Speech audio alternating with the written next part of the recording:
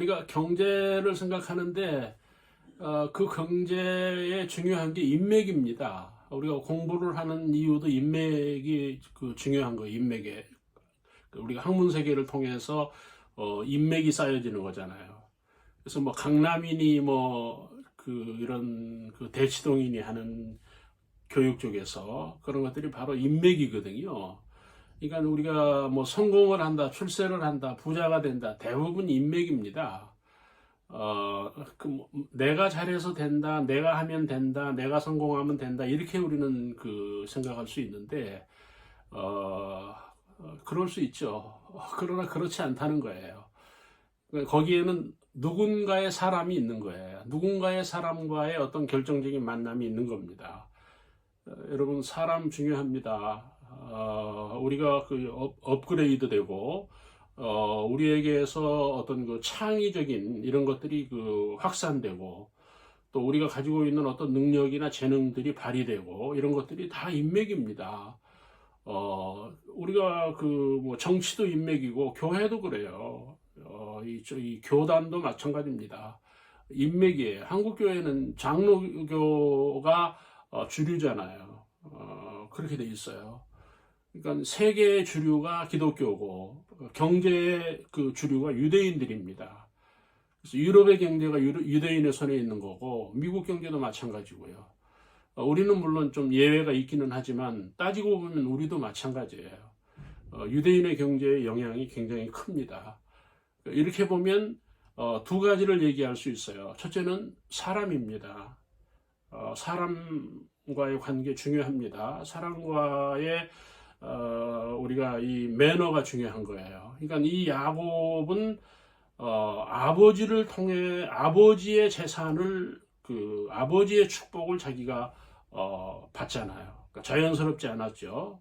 또 무리한 부분이 있었지만 이게 바로 세상인 거예요. 자연스럽게 어떤 윤리적으로 도덕적으로 뭐 선하게 그렇게 해서 우리가 성공하고 부를 갖는 거 아니라는 거예요. 좀 무리가 있고 또 비윤리가 있고 비상식이 있으나 세상은 그렇게 살 수밖에 없는 또는 세상은 그렇게 형성이 되고 있는 이런 것들을 우리가 이해를 해야 되는 거죠. 여러분, 우리가 사람을 무시하면 되겠습니까?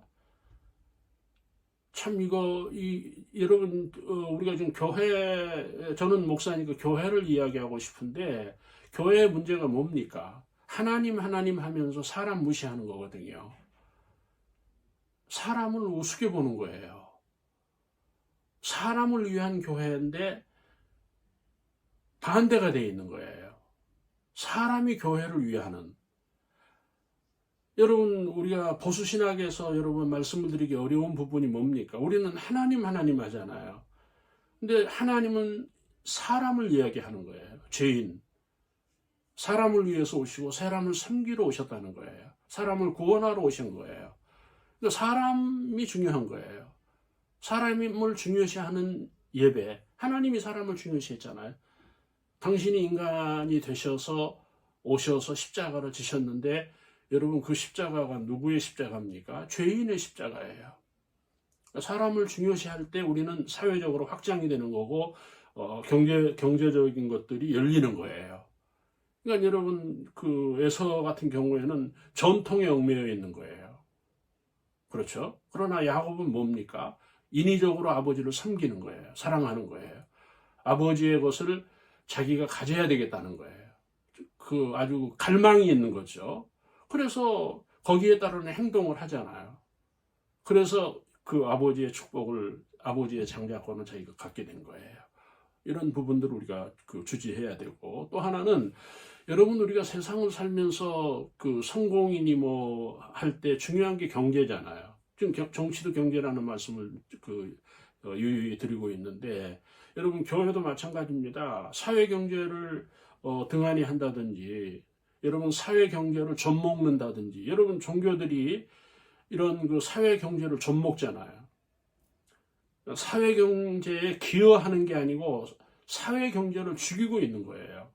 이런 것들이 오늘 이 종교라고 하는 이름으로 심지어는 교회들까지도 그렇게 되고 있는 거예요. 우리가 사회 경제를 일으켜야 돼요. 내 경제, 내 개인 경제만이 중요한 게 아니라는 겁니다. 이런 면에서 우리가 그 사람을 섬기고 사람을 사랑하고 또 여러분 보세요. 경제가 뭡니까? 어디에서 옵니까? 원리가 뭡니까? 하나님이에요. 여러분 기독교를 모르면 성경을 모르면 철학을 이야기할 수가 없어요. 경제를 말할 수가 없어요. 여러분 성경을 보면 경제에 대한 메시지가 얼마나 많습니까? 하나님께서. 그렇죠? 우리가 가나안도 보면은 이 가나안을 경제로도 볼 수가 있거든요. 우리가 경제적인 승리가 우리들에게 필요하다 하는 것입니다. 우리가 기도해야 되는 일이고 정말 우리가 알아야 되는 거예요. 그게 뭐냐? 결국은 하나님이 주시는 거예요. 하나님이 열어주신다는 겁니다. 이런 면에서 우리가 생각을 해야 되겠고요. 그런데 지금 이 그 야곱의 인생 역사에서 우리들에게 보여주려고 하는 그 성경의 적용점은 무엇인가 하면 결혼입니다. 그러니까 아브라함도 그렇고 이삭도 그렇고 야곱도 그래요. 또 에서도 마찬가지예요. 요셉도 마찬가지예요. 다 이 사람들에게 동일하게 주지하는 내용이 뭐예요? 결혼이에요. 가나안 여자는 안 된다는 거예요. 가나안 여자가 누굽니까? 혼족이에요. 혼혈족이에요. 다시 말하면 이방인이에요. 이방인과 결혼은 안 된다는 거예요. 경제적인 문제가 있는 거예요. 이거 참 지금 우리 시대에 와서 이런 부분들을 이야기하는 거는 조금 고루한 부분이 있기는 해요. 그러나 우리는 근본이니까 알아야 돼요. 이 세상 사람과의 결혼, 이방인과 결혼이라고 하는 거는 어떻게 보면은 손실이에요.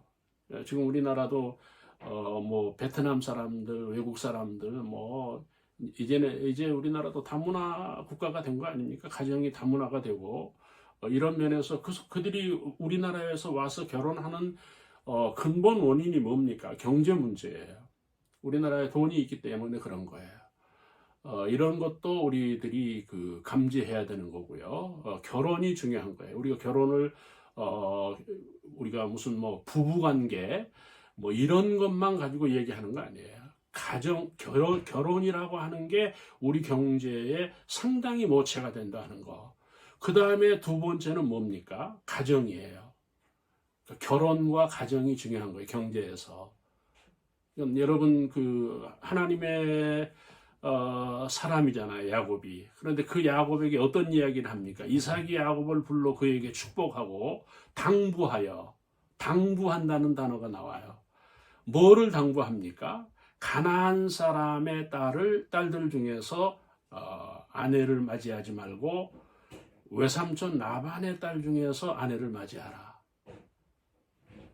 유대인과 하라는 거예요. 하나님 사람과 하라는 거예요.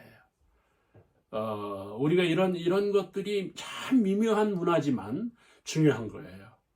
가정 중요합니다. 여러분 우리가 자본주의가 되면서 가정이 무너지잖아요. 가정이 흔들리잖아요. 그러면 이거는 안 돼요. 그러니까 지금 우리가 이 사회에서 문제가 심각한 게 가정이에요.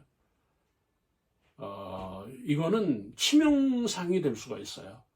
여러분 반석이의 가정을 우리가 세워야 돼요. 아내도 믿고 남편도 믿어야 돼요.